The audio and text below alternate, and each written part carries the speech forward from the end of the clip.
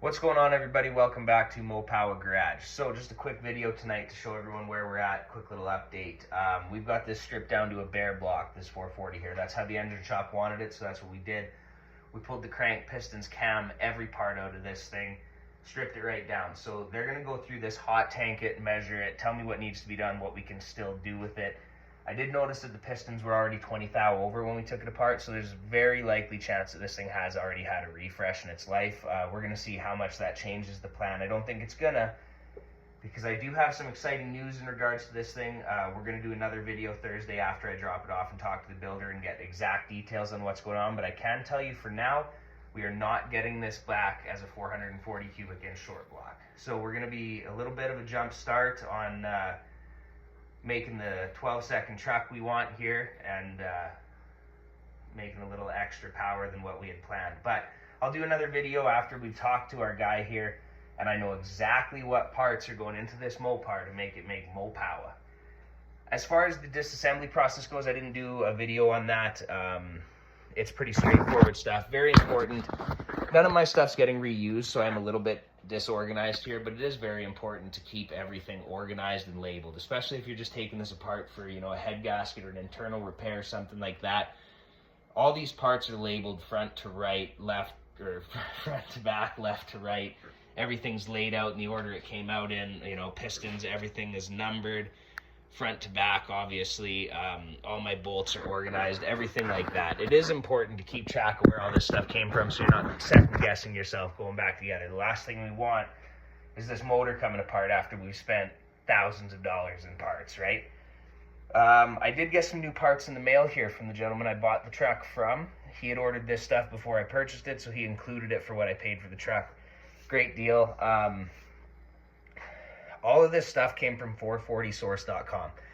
I've never dealt with them in the past, but I will be ordering more parts from them before. So I did actually order this book on Amazon last week. Max Performance Mopar Big Block Building Book. So if you're building the Mopar Big Block or rebuilding one or taking one apart or looking into parts, I highly recommend ordering that book. It was $60 on Amazon, tons of great information in there. They mentioned this 440source.com in that book, so it must be a fairly reputable website. It's been around for a while. These parts seem fairly good quality for sure. So in order to make this engine fit the truck, because it came out of a 76 New Yorker, the car has a fairly low profile center sump pan, or mid sump pan, whatever you want to call it. That does not fit the truck at all. So we have to go to a lower, deeper rear sump. So this is that oil pickup here.